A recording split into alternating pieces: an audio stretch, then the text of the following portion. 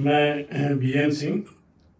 इस त्रयवाणी पुस्तक शांति मोहन और विवेक पर शाश्वत श्लोक, जिसके रचयिता डॉक्टर आलोक कुमार भार्गव हैं, उनके दूसरे वाणी के बारे में मैं इस पुस्तक से जो लेखक के विचार हैं, वो लेखक के तथ्य हैं, लेखक द्वारा प्रस्तुत तथ्य, उसका मैं पाठ करूँगा।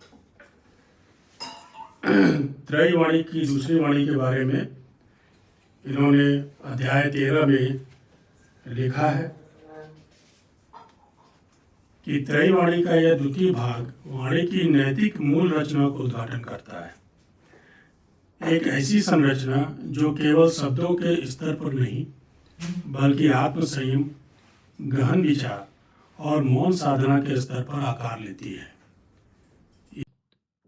मौनम बलम विचारः दीपः संयम सच शस्त्रकम यत हिताय यत नीतये वाक्यम तदेव भाषण।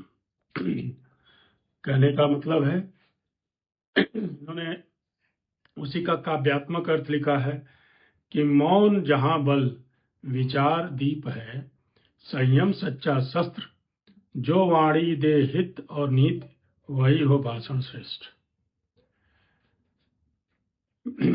Silence is strength, thought is a lamp, restraint is the truest weapon, only that speech is worthy which serves welfare and walks in the ethics. त्रयवाणी का यह द्वितीय भाग वाणी की नैतिक मूल रचना को उद्घाटित करता है। एक ऐसी संरचना जो केवल शब्दों के स्तर पर नहीं, बल्कि आत्म संयम, गहन विचार और मौन साधना के स्तर पर आकार लेती है। यहाँ प्रस्तुत श्लोक यह स्पष्ट करता है कि वाणी कोई स्वतंत्र क्रिया नहीं, बल्कि एक साधित अनुशासन का परिपक्व परिणाम है, जिसमें मौन की शक्ति, विचार की ज्योति और संयम की धार समाहित होती है।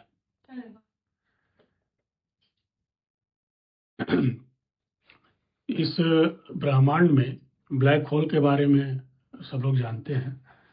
ब्लैक होल एक ऐसी संरचना है जिसके अंदर सभी चीजों को एब्जॉर्ब करने की शक्ति आ जाती है।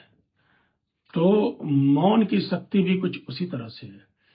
किसी के मौन का यह अर्थ नहीं है, क्योंकि मौन से कोई भी वाक्य हम लोग उद्घाटित करते हैं या कुछ काम करते हैं, उससे ऊर्जा का क्षरण होता है।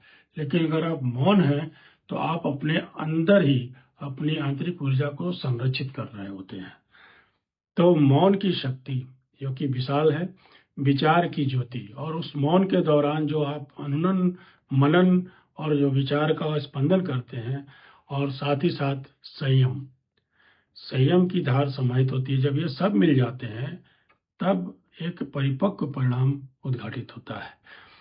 यह भाग एक आध्यात्मिक पुनर्संरचना का आमंत्रण है, जहां अभिव्यक्ति की स्वतंत्रता नहीं, बल्कि उत्तरदायित्व के रूप में देखा जाता है।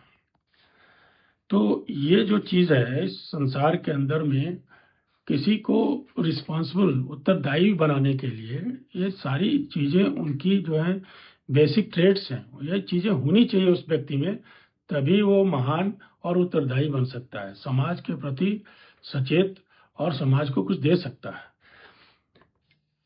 श्लोक का जो इसेंस एंड कोर मैसेज है, लेखक कहते हैं कि इस श्लोक का मर्म यह है कि वास्तविक बल न तो ऊंची आवाज में होता है और न ही वाद विवाद में, बल्कि मौन की स्थिरता, विचार की गहराई और संयम की गरिमा में ही सच्चा तेज निहित होता है। वाणी तभी सार्थक होती है जब वह हितकारी हो, नीति संगत हो और जीवन में मार्गदर्शन अथवा संरक्षण प्रदान करने में सक्षम हो। अन्यथा आप कुछ भी कहें, तर्क वितर्क कुतर्क करते रहें, निरर्थक वार्तालाप करते रहें, उससे तो कोई उचित फल मिलने से रहा। लेकिन सार्थकता तभी आएगी जब आपके विचार से किसी को कुछ फायदा हो रहा हो, कुछ उसके परिणाम सफल हो रहे हों।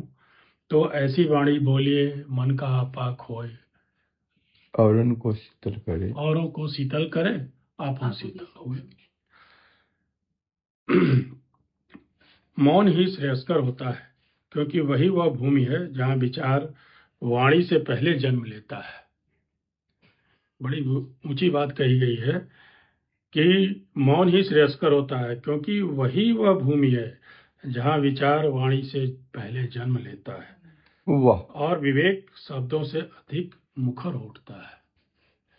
तो जब भी मैंने अभी कुछ देर पहले के इसी पाठ में मैंने कहा था कि विचार कहाँ से आता है, यह कहना बड़ा मुश्किल है, क्योंकि इस पूरे ब्रह्मांड में तमाम तरह के अनुनाद विनाद और वाइब्रेशंस हैं, तो हमारा जो ये रिसेप्टिव माइंड है उसको कैच करता है। तो उस वाइब्रेशन से जब हमारा स्पंदन मैच करता है तो वो विचार हमारे दिमाग में आता है कि I got a idea, this is the idea. और जब वो आइडिया आता है तो वो वाणी के रूप में, तो जब आप मौन होते हैं, स्थिर होते हैं, आत्मसंयम में होते हैं, और जब आपका दिल दिमाग एक होकर के एकाग्रचित होकर के विचार करते हैं, तो ऐसी ही भूमि में विचार उत्पन्न होता है। और जब विचार उत्पन्न होता है तो वाणी के माध्यम में मुखरित होता है।